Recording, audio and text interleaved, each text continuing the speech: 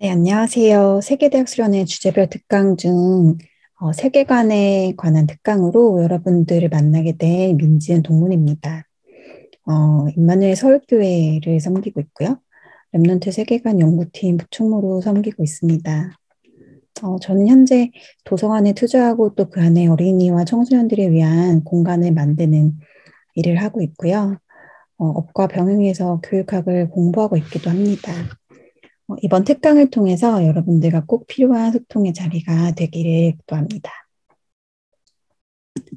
네, 먼저 인트로로 이 성경 구절을 나누고 싶은데요. 그리스도가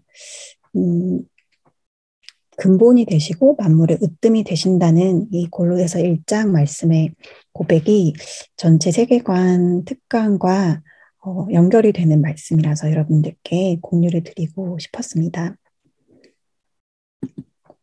저는 이제 5가지 정도로 말씀을 드릴 건데요. 세계관이란 무엇인지, 그리고 세계관 정립이 왜 필요한지, 또 대학 현장의 세계관 충돌은 어떤 상황인지, 그리고 성경적 세계관은 무엇이며 우리는 어떻게 해야 될 것인지를 순서대로 나누도록 하겠습니다. 먼저 세계관이라는 것은 여러분 잘 아시겠지만 세계를 보는 틀이라는 뜻입니다. 의식적인 무의식적인 틀이고요. 삶의 기초가 되는 신념의 체계입니다. 독일어에서 유래를 했어요. 사실 칸트라는 철학자가 먼저 사용하기 시작했고 19세기 독일 사상가에서 문화의 바탕이 되는 시대 정신 그리고 이제 인간의 신념 체계를 표현하는 말로 쓰이다가 20세기 이후에 개혁주의 신학자들에 의해서 기독교 진영으로 소개가 되었습니다. 세계관은 누구에게나 있고 또 그것이 삶을 통해 드러나기 마련인데요. 하지만 그것이 어떤 내용인지 정확하게 인식하는 것은 누구나 할 수 있는 일이 아닙니다. 마치 이제 눈에 끼워진 자기 렌즈를 보려고 하는 거와 비슷한 것이기 때문에 그렇습니다. 그래서 낸시 피어시라고 하는 학자는 세계관은 삶을라는 여정을 안내하는 마음의 지도다라는 표현을 했어요. 한마디로 우리 인생관이라고 보실 수 있겠습니다. 그러면 왜 세계관 정립이 필요할까요? 먼저 이제 개인적인 관점에서 살펴보겠습니다. 우리가 하나님의 자녀이기 때문입니다. 우리는 이 땅에 살아가지만 세상에 속하지 않은 사람들이고 또 어찌 보면 2가지 법의 체계 속에 동시에 발을 담그고 살아가고 있기 때문에 그것 때문에 이제 구원받은 증거로 당연히 혼란과 갈등이 있을 수 있습니다. 그래서 일관되고 통일성 있는 틀로 모든 것을 볼 수 있는 눈을 갖추어야 합니다. 이것이 우리가 걸어가야 될 언약의 여정이고요. 이 성경 구절이 있어요. 예수님께서 내가 세상에 속하지 아니함했기 때문에 저희들도 세상에 속하지 아니함으로 세상이 이제 그들을 미워한다라고 말씀하셨고 바울의 유명한 고백이죠. 내 지체 속에서 한 다른 법이 내 마음의 법과 싸운다. 2가지 법이 싸웠다는 것이고요. 오호라 나는 공고한 사람이로다. 이 사망의 몸에서 누가 나를 건져내랴. 라고 말씀을 하였습니다. 그래서 하지만 이제 우리는 하나님은 우리를 지식에까지 새롭게 하심을 받았다고 하시거든요. 그렇기 때문에 우리가 회복해야 될 것이 따로 있다는 말씀이죠. 그리고 우리가 이제 하나님이 주신 말씀 속에서 지정의 그리고 몸과 마음, 생각, 영혼이 분열되지 않도록 온전한 사람으로 서도록 하나님께서 말씀 안에서 이런 것들을 할 수 있도록 우리에게 능력을 주시고 계세요. 이것이 곧 세계관 정립의 과정입니다.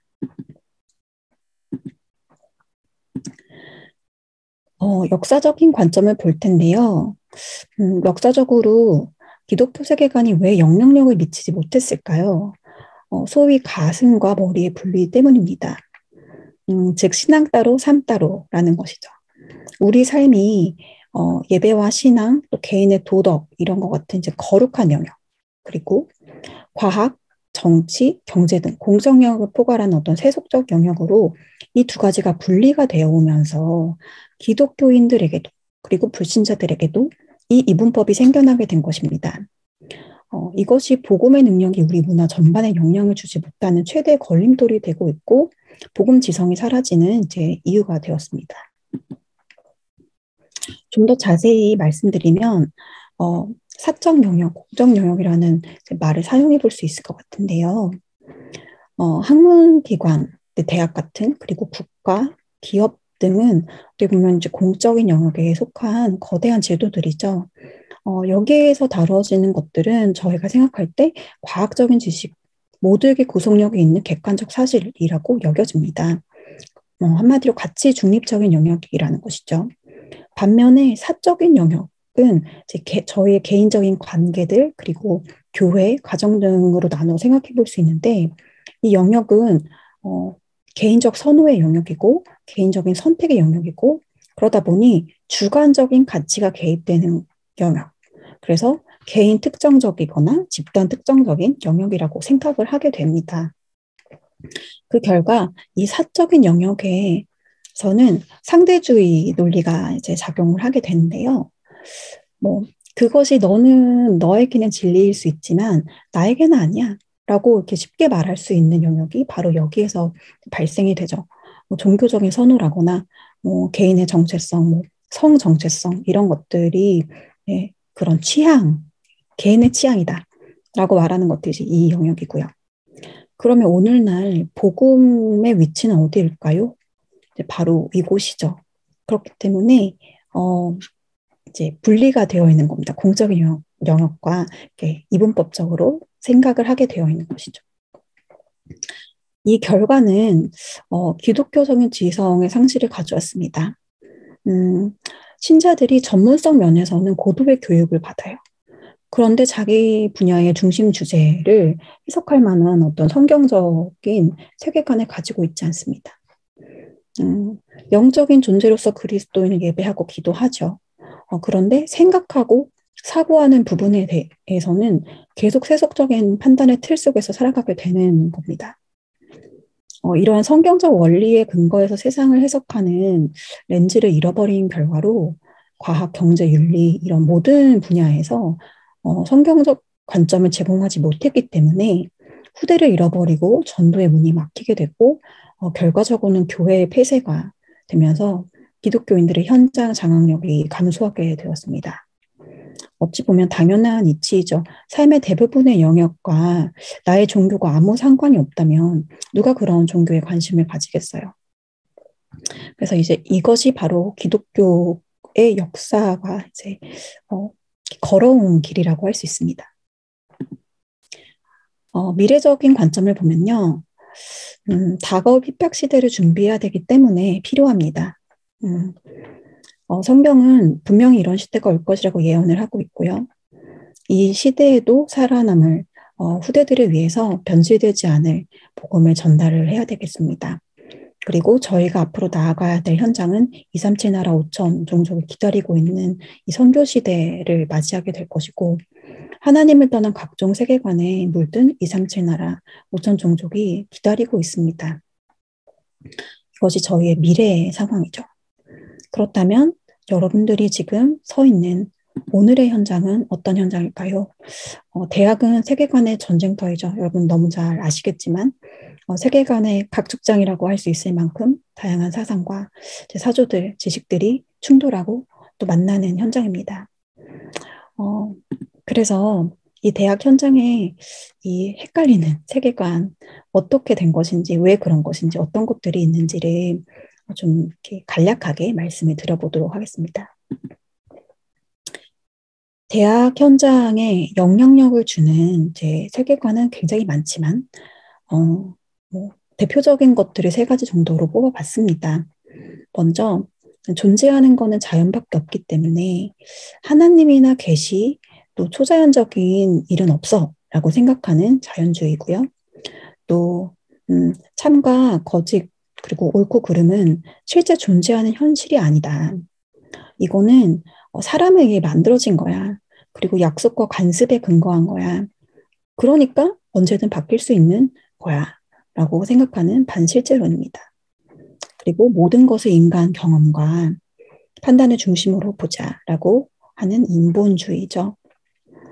어, 어떻게 이 세 가지 흐름의 세계관들이 대학에 굉장히 영향력을 주고 장악을 하게 되었는지를 조금 말씀해 드릴게요.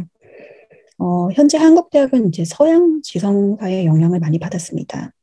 그래서 그 계보를 조금 보면 도움이 되는데 제가 다 이렇게 역사를 다 설명해 드릴 시간은 없고 그 조금 도식적으로만 말씀을 드려볼게요. 아까 전에도 이제 제가 사적 영역, 공적 영역 말씀이 드렸는데 이 서양 지성사는 요 두 가지 영역에 계속 분리가 되어 온 역사입니다. 이 가치의 영역, 사적 영역, 그리고 객관적으로 검증 가능한 사실의 영역의 분리가 점점 더 강화되어 왔고요. 사실은 이것은 복음은 사실 총체적인 진리인데 이 복음이 초대교회 이후에 로마 복음화가 되면서 색을 잃고 변질되고 종교화되고 그리고 이제 당시에 이제 로마에 뿌리내려 있던 그리스의 철학, 문화, 헬라이즘이라고 하죠. 이제 그것들과 섞이게 되면서 요 분리가 이제 시작이 되거든요. 그래서 굉장히 오래된 역사입니다. 어, 그래서 이제 역사를 다 말씀드리긴 어렵지만 요약을 한다면 점점 이런 흐름으로 가게 되죠. 중세 시대를 거치면서 인간의 자유로운 이성에 대해서 이제 신뢰를 점점 하게 되고, 자유롭게 사고하자 이런 이제 흐름들이 점점 더 생겨나게 되고, 이제 르네상스 이후에 이제 계몽주의 일어나게 되고, 그리고 이제 과학이 발전하면서 점점 어떻게 생각하게 됐냐면 초월적인 영역은 진리나 실제가 아닌 것 같다. 라는 이런 믿음이 점차적으로 확고해지게 됩니다. 그래서 이 부분이 역사, 과학, 이성 이런 부분들이 점점 힘을 받게 되는 것이죠. 이 두 영역이 완전히 단절되게 된 그 역할을 한 것이 진화론이라고 볼 수 있을 것 같아요. 그래서 이제 이 시대의 대표적인 무신론자인 과학자 리처드 도킨스는 다윈의 진화론이 지적으로 완성된 무신론을 만들게 되었다라고 얘기를 하거든요. 왜냐하면 그 풀리지 않는 신비의 영역이었던 생명의 근원 이것에 대해서까지 자연적인 메커니즘으로 설명을 해냈기 때문입니다. 다윈이. 그래서 진화의 원동력이 인간의 정신까지 만들어낸 것이라면 더 이상 종교나 도덕은 초월적인 진리일 수가 없게 되는 것이고 인간 정신이 진화함에 따라 나타나는 주관적인 생각의 산물이 아니냐 이렇게 보게 된 것이죠. 즉 언제든지 이제 사회적 합의에 따라서 달라질 수 있다라는 것이 이론적인 뒷받침 근거를 가지게 됐습니다. 그래서 이런 진화론에서 근거해서 생겨나는 사조가 근대의 과학적 사고와 이성과 합리성을 중시하게 되는 이제 모더니즘이에요. 이거를 이렇게 도식적으로만 설명할 수 없고 사실 모더니즘 관련된 되게 많은 것도 있겠지만 네, 아주 굵직굵직한 흐름만 설명을 드립니다. 그런데 한편 인간은 메커니즘으로만 설명될 수 있는 존재가 절대 아니고 영적인 존재이고 하나님이 부여한 존엄성이 있는 존재이지 않습니까? 그렇기 때문에 이 합리성을 믿고 막 가다가 두 차례의 세계 대전이 일어나고 인류가 이제 충격을 받게 되는 겁니다. 그리고 뭐 환경 파괴라거나 인간의 이성이 벌인 여러 짓들에 대한 반성으로 이 반대급부로 포스트 모더니즘이 이제 현대에 들어서 일어나기 시작하고 모든 권위를 타파하자라고 하는 이제 60년대 그런 운동들도 일어나게 되고요. 그래서 이제 지금 여러분들이 대학에서 또 문화적으로 이렇게 영향을 많이 받는 것이 바로 이런 최고 권위라는 건 없어. 더 이상 이성의 합리성 이런 건 우리는 믿지 않아. 라고 말하는 포스트 모더니즘입니다. 포스트 모더니즘은 여기 위에 써놨는데 더 높은 도덕적, 종교적 진리가 존재하지 않아. 라고 말하는 것이 아주 널리 용인되는 역사상 처음 있는 시대입니다. 이게 어떻게 보면 서양의 기독교, 그리고 기독교에서 영향을 받은 서양의 철학들, 그 이성, 합리성, 이런 것들에 대한 환멸과 거부에서 이게 나온 것이기 때문에 동양의 사상들이 들어오게 됩니다. 그래서 동양의 초월적인 사상들과 종교들과 세계관들이 들어오게 되면서 뒤섞이고 이것이 종교가 아닌 영성으로 진입하는 큰 흐름을 만들어내게 돼요. 어, 그래서 이 사람들이 종교도 이제는 이것도 권위 아니냐.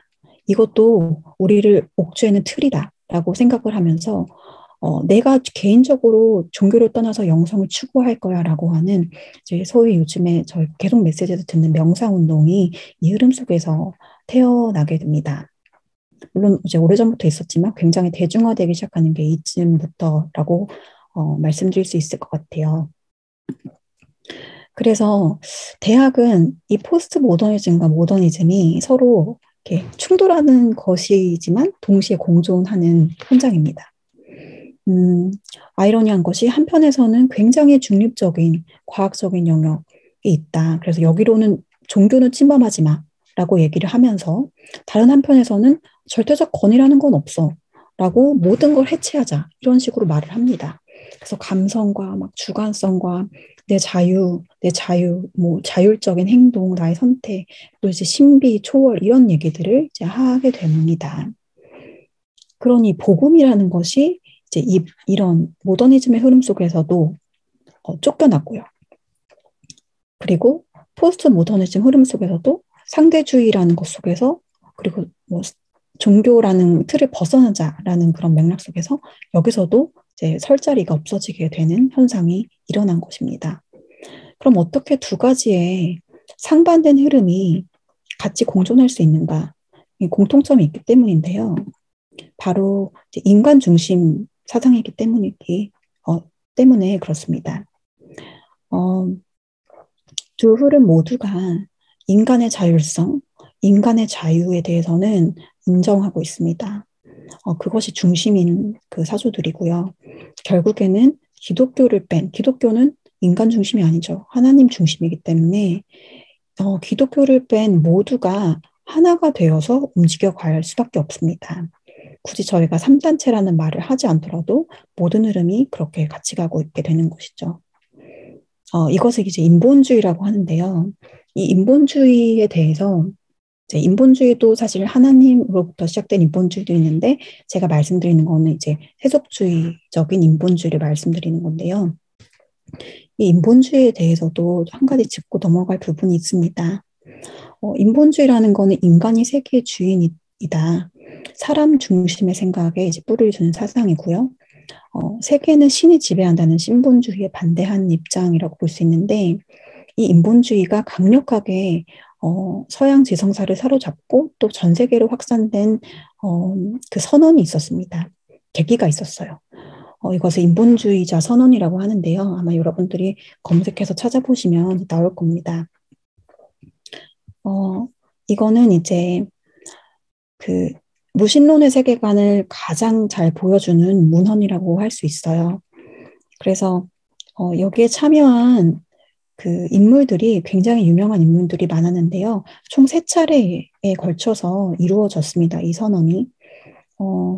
그 중에 뭐 유명한 사람들 보면 이 커츠라는 사람은 세속적인 인본주의의 거의 대부 역할을 많이 한 사람이고 뭐 에드윈 윌슨이라거나 존 듀이 교육학을 배우시는 분들이라면 존 듀이를 거의 교과서처럼 배우죠. 그래서 모든 이제 그 교육학의 흐름이 이제 듀이를 통해서 많이 나오게 되는데 이런 사람들이 사실 이제 이런 인본주의자 선언을 한 무신론자들이고요. 그래서 미국의 지성인들로 이 사람들이 있으면서 현대인의 삶의 방향을 제시하는 세속적 세계관을 선언문에 담게 되었습니다. 특히 이제 첫 번째 선언문 이제 33년에 있었던 이 선언문에 서명한 사람은 34명 중에 8명이 목사였습니다. 그 8명의 목사들은 이제 삼위일체 교리와 그리스도의 신성을 부정하는 유니테리언 철치의 목사들이었고, 그 이제 에드윈 윌슨이라는 사람은 그 유니테리언의 리더였습니다. 이 휴머니스트 매니페스토가 말하는 많은 것도 있지만 그 중에 이제 핵심적인 내용은 하나님의 존재를 이제 거부하고 인간은 무목적적 진화의 산물이라고 보고요. 또 인간은 스스로를 구원할 수 있다고 말을 하고, 또 이제 인권과 평등 사회를 구현할 수 있다. 진보적인 사회를 이뤄가자라고 하는 어떤 희망을 담은 문건들입니다. 이런 이제 세속적인 인본주의 선언문을 통해서 이게 세상에 공개되면서 급속도로 영향을 미치게 되었어요. 왜냐하면 이 선언문에 참여한 사람들이 각 분야, 뭐 예술, 종교, 과학, 뭐 인문, 사회 모든 영역의 정상급 인물들이었기 때문에 결국엔 이제 서밋들이죠. 그래서 이런 선언문을 통해서 저희가 알 수 있는 것은 우리가 생각하는 이제 오늘날 무신론을 바탕으로 깔려진 세속적인 인본주의는 사실 굉장히 일종의 어떤 무브먼트, 운동의 성격을 가진다는 겁니다. 굉장히 정교한 신념 체계를 가진 목적과 의도가 있는 그런 선언이었어요. 그렇다면 저희가 질문을 해볼 수 있을 것 같습니다. 과연 중립이라는 것이 있겠는가? 가치 중립적이야 그런 영역이 과연 있을까? 사람들이 이제 무의식과 의식적 생각, 세계관에 장악한 배경과 흐름에는 굉장히 결국엔 타고 가면 의식적이고 또 체계적인 사상과 신념이 존재하더라고요. 또 그것에 뿌리를 또 타고 올라가면 결국엔 영적인 선택, 신념의 결과가 자리하고 있습니다. 아까 전에 인본주의자 선언처럼 그 사람들은 하나의 종교로서 하나님 밖에서 인간의 자율이 있다라고 믿는 것을 선택한 것입니다. 니니안 스마트라는 그 무신론자 종교학자는 이렇게 말했어요. 전 세계 80%가 종교인이다. 그 종교인 안에는 이데올로기를 포함하는 것이다. 그래서 신념을 기반으로 삶을 살아가는 모든 사람이 종교인이다. 이렇게 보았거든요. 그렇기 때문에 그 지금 현재 학교 교육이나 공적 기관에서 다루는 모든 내용의 뿌리들, 어떤 종교적, 사상적 과정에도 영향을 받지 않은 중립적이고 편견이 없는 지식이 있다라고 생각하는 것은 조금 그 오류일 수 있습니다. 물론 이제 하나님이 만드신 자연의 법칙 이런 것들을 설명하는 것이 물론 있겠지만 그것도 영적인 사실 배경 속에서 그렇게 볼 수 있는 부분이죠. 그래서 현재는 이제 안타깝게도 세속적인 인본주의가 독점적인 영향력을 행사하고 있고 이것은 어떻게 보면 우리의 모든 삶의 사고 체계를 지배할 만큼 거의 공기와 같은 수준으로 되어 있습니다. 사실 이러한 흐름의 뿌리를 여러분들 너무 잘 알고 계시죠? 이 시작이 어디서 왔는지도 알고 계십니다. 사실 많은 사조와 사상들, 세계관이 현재 사회에 이렇게 많지만 사실은 단 하나의 세계관 전쟁이 있을 뿐이죠. 인류 역사 이래 모든 다른 세계관은 창세기 3장의 변주일 뿐이고 이것이 시대와 역사를 계속 흘러가면서 그리스도를 막는 이 오직의 세계관, 하나님은 중심의 세계관을 막는 다양하지만 일관적인 흐름으로 계속 흘러왔던 것입니다. 그렇다면 우리가 맞닥뜨리는 많은 사상과 혼란스러운 세계관의 뿌리 그리고 정체가 무엇인지 선명하게 보여지게 되는 부분이죠. 그럼 인간 중심 세계관에 대비되는 성경적 세계관이 무엇인지를 살펴보도록 하겠습니다. 조금 이해하기가 쉽게 제가 이야기라는 말로 시작을 해보고 싶어요. 유명한 이제 기독교 세계관 연구자들인 이 두 사람은 이렇게 말을 했습니다. 우리가 속한 세상과 우리 자신을 이해하려면 더 큰 배경 이야기가 필요하다. 개인적 경험들은 우리가 이 세상의 진정한 이야기라 믿는 내용과 맥락의 틀 속에서 볼 때만 이해되고 의미를 찾는다. 우리 삶의 조각조각들을 이해하기 위해서는 어떤 거대한 이야기, 근본이나 토대가 되는 이야기가 있어야 된다는 거예요. 오늘날 우리 삶을 이해하도록 만드는 많은 이야기들이 틀린 이야기, 거짓된 이야기들이 서로 경쟁을 하고 있다고 제가 방금까지 말씀을 드린 거거든요.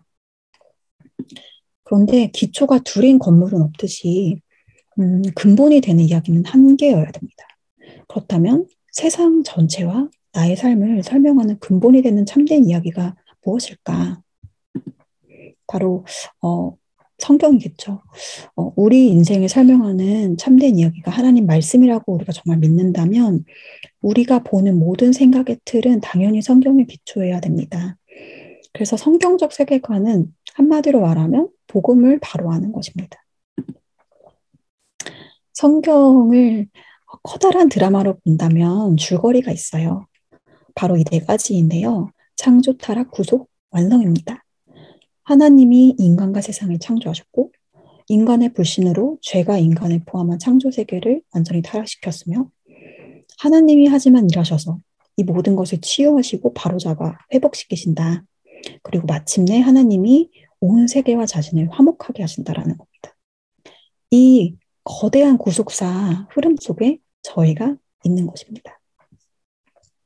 그러면 한 가지씩 보도록 하겠습니다. 먼저 창조인데요. 하나님은 창조주이시죠. 그리고 만물을 창조하셨고 지금도 붙들고 다스리고 계십니다. 창조된 세계에는 하나님의 영광과 임재가 스며져 있고요.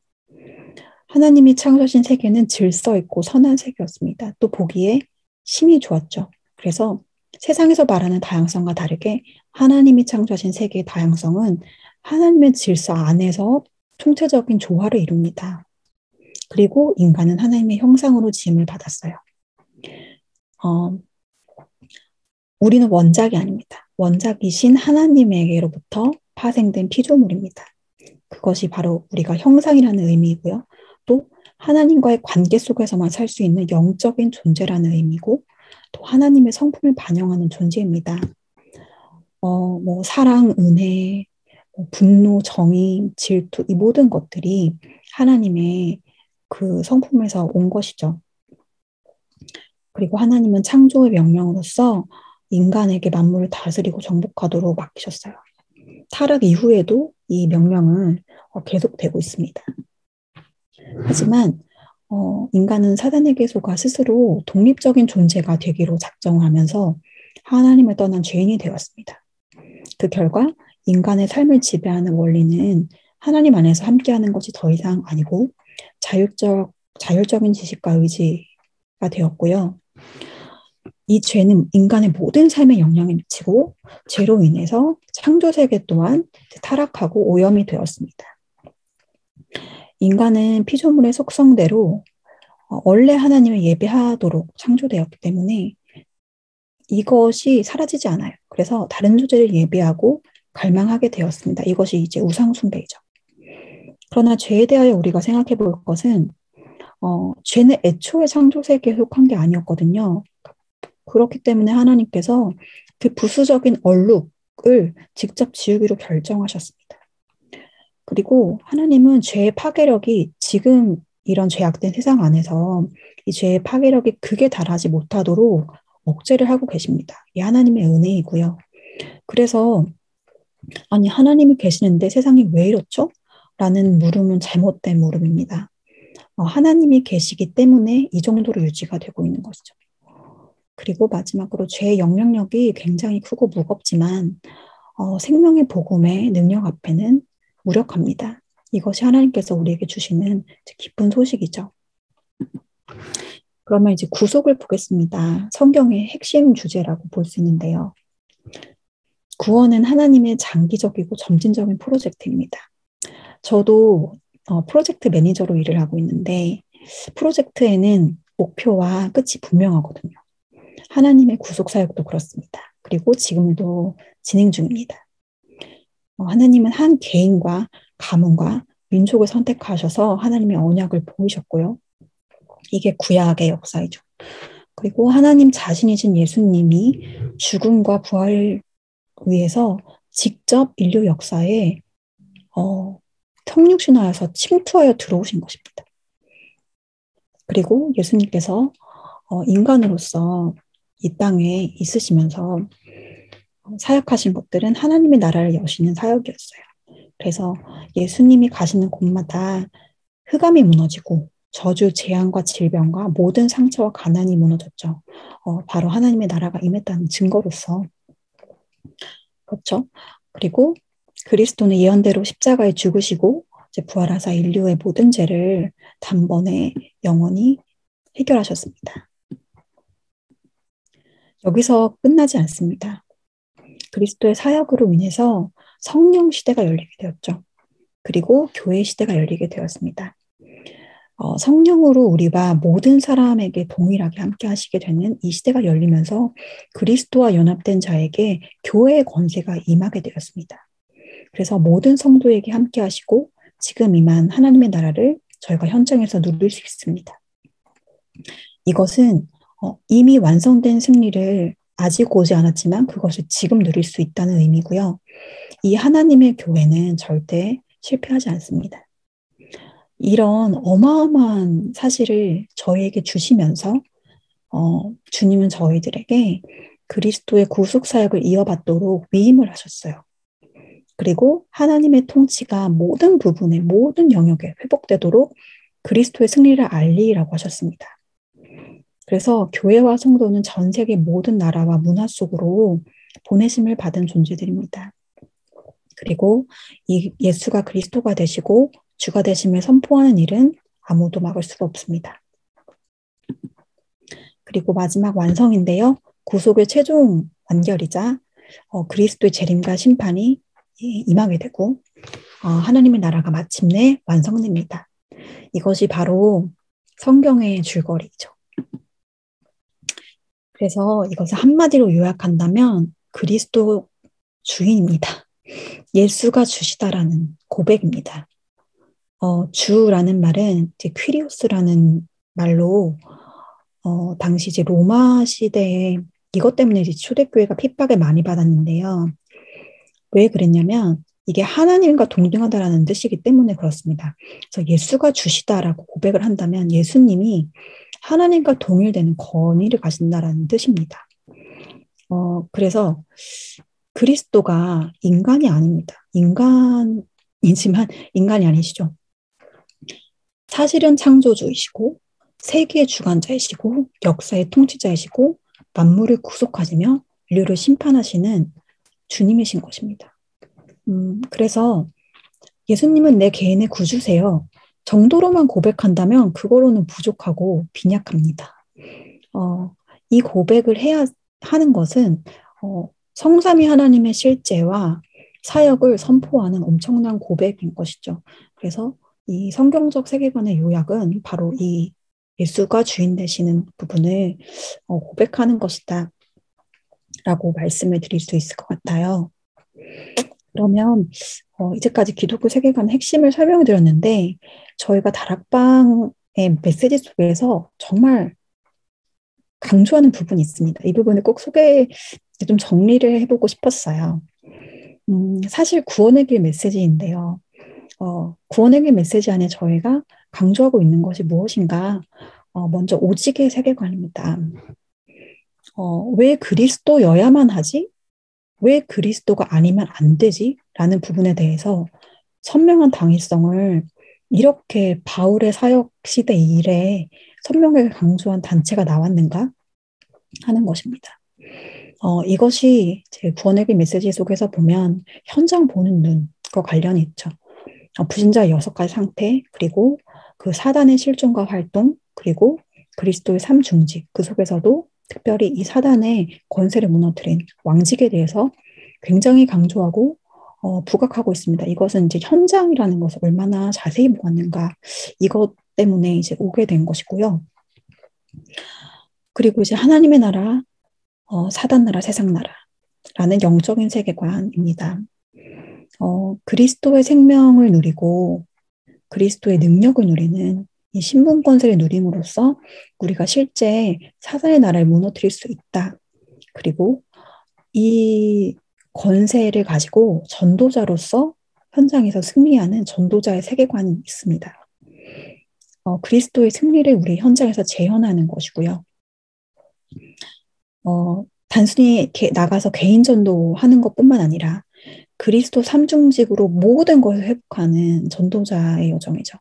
그래서 삼중직에 근거한 교회의 회복, 3가지 뜰의 회복, 그리고 현장에서 수행하는 우리 업과 사역의 원형 회복 또한 예수님의 사역과 전도 속에서 저희가 성경적 전도 운동을 찾았고 저희가 이렇게 인도를 받고 있죠.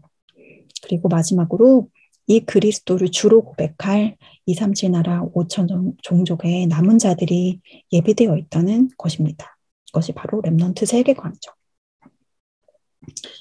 그래서 그러면 우리는 이렇게 풍성하고 총체적이고 일관된 그런 메시지를 저희가 이제 받고 있는데 우리가 그럼 어떻게 할 것인가? 어떻게 구체적으로 세계관을 확립할 수 있나? 이제까지 대학에서 여러분들이 만나고 있는 인본주의 세계관과 하나님 나라의 세계관이 이렇게 충돌하고 있다라고 제가 말씀을 드렸어요. 그래서 교차로에 서 있다라고 볼 수 있는데 그러면 어떠한 자세로 저희가 임해야 할지를 먼저 말씀드리겠습니다. 저희가 취해야 될 자세는 노예가 아닌 선교사로 가는 것입니다. 타협도 아니고 회피도 아니고 종속도 아니고 선교적인 대면입니다.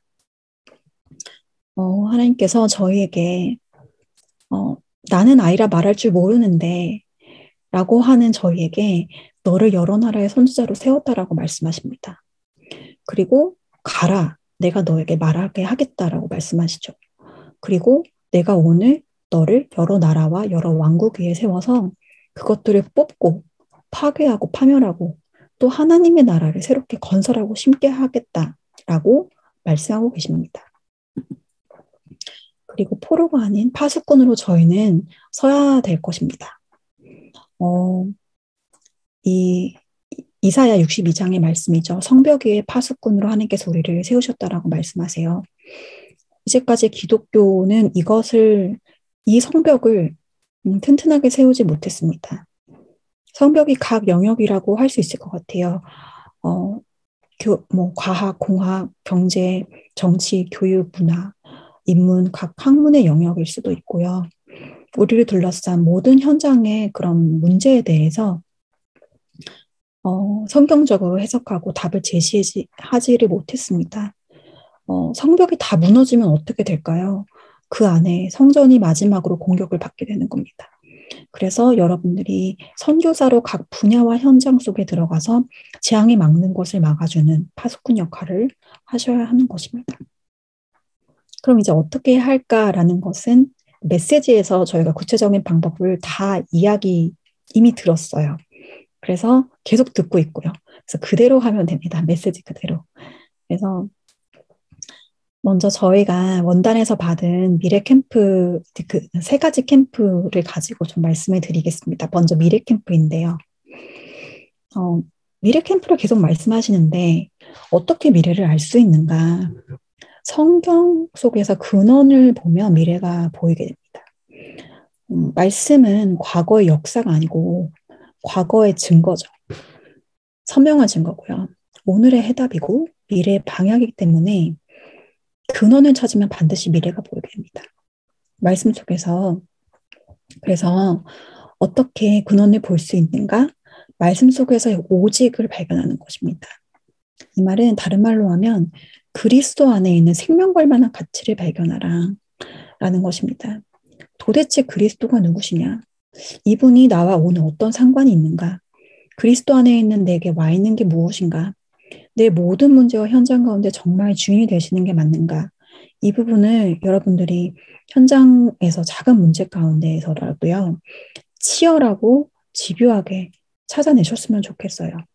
그래서 복음을 아는 사람이 아니라 복음의 가치와 능력과 그 당위성을 말할 수 있는 사람. 그리스도 주인이 거의 사상화된 사람. 이렇게 되어야 된다고 저는 생각하고 제가 대학 때 받았던 응답도 이런 응답이었기 때문에 그런 이제 대학 시절 되시기를 바랍니다.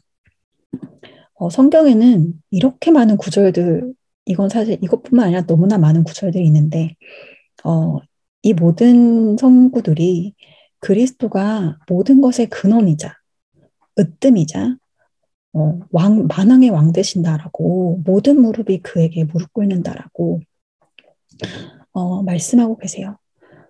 그래서 이런 부분들을 여러분이 말씀 정리를 통해서 대학 때 확인하시기를 바랍니다. 그리고 이 오직을 가지고 흐름을 보면 결론이 보입니다. 세계 복음화가 보이고 237 나라가 보여지고 마음에 담기게 됩니다. 아, 이미 승리하신 그리스도시구나. 그분이 보좌에 앉으사 지금 이 시간 성령으로 나와 함께 하시는구나. 그리스도가 다스리는 나라는 절대 무너지지 않는구나. 그게 지금 나의 현장이구나. 그렇게 발견하게 되니까 저는 어느 날 이 그리스도를 그렇게 발견하고 나니 말씀의 흐름 속에서 세계복음화와 하나님 나라의 영원한 승리라는 것이 그 미래가 저에게 결론으로 보여지게 되더라고요.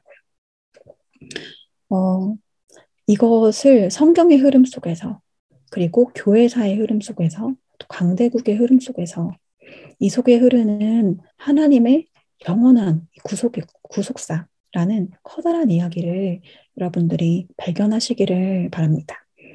아까 말씀드린 대로 내 삶의 한 조각이 반드시 그 안에 있기 때문에 그래서 그 시작과 끝을 알면 사실 오늘은 쉬워지는 것이죠. 그래서 오늘을 보는 랩넌트인데요. 저는 이제 랩넌트 여러분들이 대학 때 내 분야와 현장에 뿌리내린 이 360일의 영적 흐름을 구체적으로 확인하셨으면 좋겠어요. 앞에까지는 좀 말씀을 가지고 확인을 했다면, 정리를 했다면, 이제는 현장에서 실제 그런지 영적 흐름을 좀 확인하시고 찾아보는 겁니다. 그러면 미래가 보이고 하나님의 정확한 말씀이 내 현장에 떨어지게 되는 것을 확인하게 되실 거예요. 하나님이 눈을 열어서 내 현장을 보게 하실 것이기 때문에 그러면 이제 미리 정복을 하게 됩니다. 이거는 전문인 선교사인 여러분의 몫이에요. 모든 지식은 하나님 안에서 지어진 것이기 때문에 하나님 밖에서는 참된 의미를 찾을 수가 없습니다. 그래서 기독교 세계관 학자들은 이거를 이제 기독교적으로 사고하는 것, thinking Christian이라고 말을 하는데 모든 것을 성경적으로 해석하는 훈련을 하시는 겁니다. 모든 영역과 전공 속에서요. 그래서 성경적으로 보는 게 이제 현장에 뿌리내린 흐름을 보시고 가문과 가정과 대학과 또 앞으로 갈 직장 현장에 대해서 그리고 분야에 뿌리내린 흐름, 모든 전공 분야와 업의 영역에서 그것을 확인해 보시면 좋을 것 같습니다. 예를 들어서 제가 졸업하고 지금 사역하고 있는 학교는 선교사가 세운 여성대학이에요. 그런데 이것이 지금 현실에서는 어떻게, 지금 한 140년 정도 됐나? 꽤 오래된 되었는데 그동안의 역사가 지금 어떻게 변했냐면 지금 현재 대학생들의 세계관은 선교사가 세운 대학이 아니라 페미니즘 사상으로 학교가 세워졌어. 그게 우리 학교의 정체성이야 라고 생각하고 있습니다. 그러니 이제 뿌리가 어떤 면에서는 뒤바뀌게 된 것이죠. 선교사가 세웠을 때는 여성 교육을 했을 때는 당연히 여성의 인권 신장에 대한 부분이 있었겠지만 그게 본질은 아니고 선교 사역이 본질이었을 텐데 이 부분이 이제 뒤바뀌게 된 것이죠. 이렇게 이제 여러분들이 계신 현장과 분야에 흐르고 있는 흐름들을 구체적으로 확인하시기를 바랍니다. 리 목사님께서 현장을 잃어버린 교회의 흐름을 보시면서 이것을 정확한 언약으로 또 미래를 보면서 그 흐름을 뒤집으셨잖아요. 랩넌트도 가문의 흐름을 보면서 대학의 흐름을 보면서 학문과 문화의 흐름을 보시면서 각자의 현장에서 정확한 언약을 잡게 되시길 바랍니다. 그러면 어떻게 되냐면 다른 자리에 서게 됩니다. 이전엔 문제라는 벽 앞에 현실이라는 벽 앞에 계속 회피하고 되돌아가는 게 일상이었다면 다른 것을 보게 돼요. 서비스의 자리에서 하나님과 같이 있는 보좌의 자리에서 다른 기도를 할 수 있게 됩니다. 정확한 말씀을 소유했기 때문에. 그래서 흐름을 본 사람은 이제 흐름을 바꿀 수 있는 힘을 가지게 됩니다. 그래서 그리스도와 함께하는 보좌의 자리에서 이 그리스도의 생명과 능력을 누리는 기도를 여러분들이 시스템으로 만들 수 있다면 그리고 모든 것에 그리스도가 주인 되심을 선포하는 이제 고백적 신앙을 할 수 있다면 그때부터는 그리스도께서 흐름을 바꾸십니다. 제가 너무 좋아하는 말씀인데요. 하나님이 그를 애굽에서 인도하여 내셨으니 그 힘이 들소와 같도다. 그의 적국을 삼키고 그들의 뼈를 꺾으며 화살로 쏘아 꿰뚫으리로다. 400년간의 노예라는 어마어마한 이 운명을 뒤바꾼 것이 그리스도 능력이거든요. 이 힘은 아무도 막을 수 없습니다. 이 힘을 체험하시는 렘넌트 되시기를 기도하고요. 그럼 이때부터는 사실 할 게 없습니다. 하나님께서 계속 주시기 때문에 이게 바로 헤븐리 탤런트, 바로 달란트 캠프이죠. 스노볼 이펙트를 아실까요?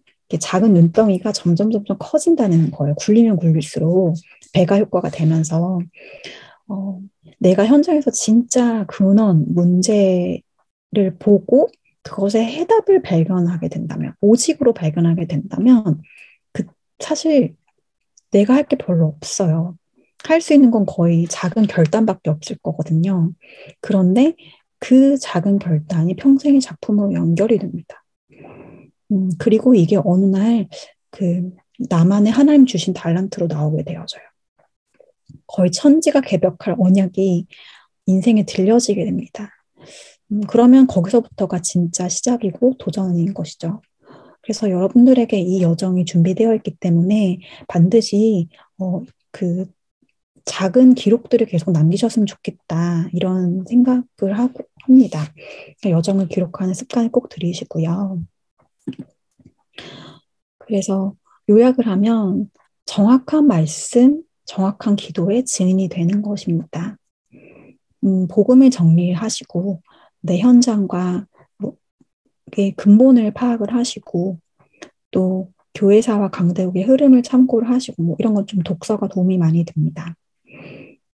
이 속에서 기도하시고 또 시스템 만드시고 고백을 하시고 그리고 이제 현장에 보고 듣는 모든 것, 나의 모든 질문과 고민, 말씀과 결단 이 모든 것을 기록을 하시면 일종의 저는 증인 시스템이라고 생각을 해요. 하나님이 하시는 내 여정을 내가 이렇게 다 기억할 수 없잖아요. 그러니까 기억하기 위해서 내가 보고 증거하기 위해서 증인 시스템을 갖추는 게 기록이다 이렇게 생각을 하거든요. 그것은 반드시 여러분의 컨텐츠가 될 것입니다. 그래서 기준은 뭐냐면요. 이 정확한 오직이 나올 때까지가 이 기준입니다. 방법은 이제 편집을 하는 것이죠. 그러면 그 하나님이 보여주시는 기도 제목이 나을 만큼 그 설계가 됩니다. 그러면 이제 나머지는 따라오게 되는 것이죠.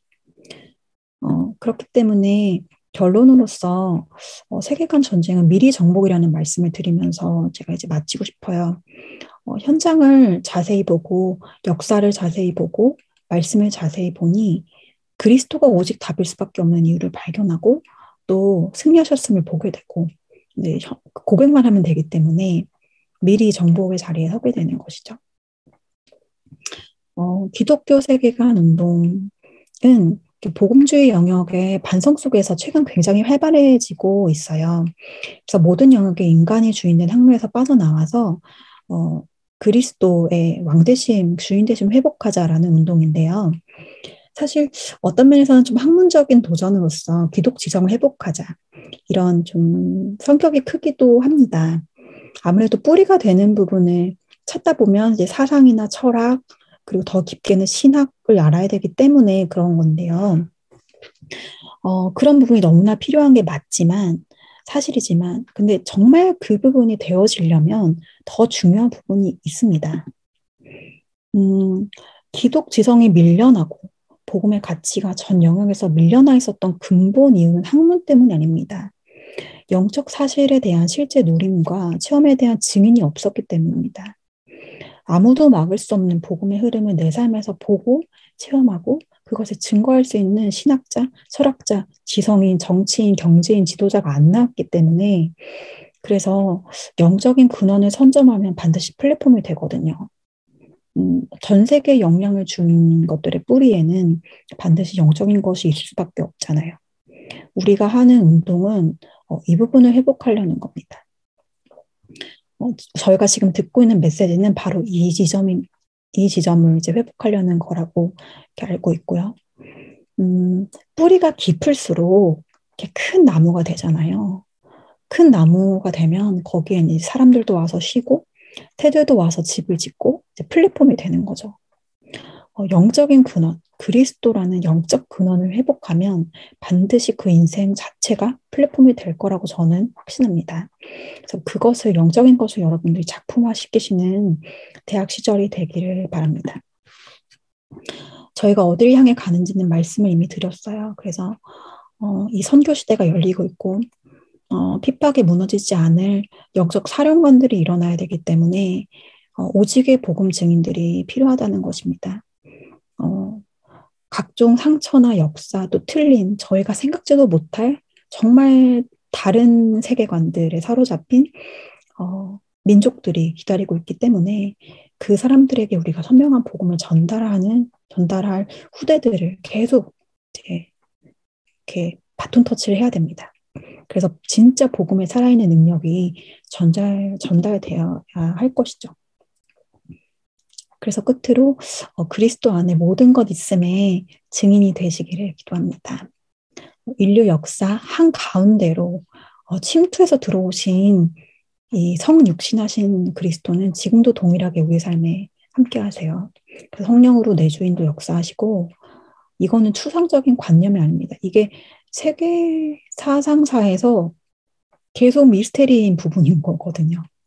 계속 못 찾고 있는 이 부분이 바로 그리스도의 실제인데 이거는 관념이 아니고 이론이 아니고 사실이기 때문에 실제 현장을 변화시키는 능력이 됩니다. 이 부분은 여러분들이 대학 현장에서 미리 말씀으로 확인하시고 또 그것이 보여지고 또 누림으로 충만해져서 가는 곳마다 사단의 모든 견고한 진을 무너뜨리는 하나님의 능력 체험하는 렘넌트들 되시기를 기도합니다. 마치면서 이제 세계관에 대해서도 저는 더 궁금해요라고 하신다면 이제 기독 세계관이 뭐지라는 부분에 대해서 좀 안내할 수 있는 책 3가지 정도를 이렇게 소개를 드리고 마치도록 하겠습니다. 감사합니다.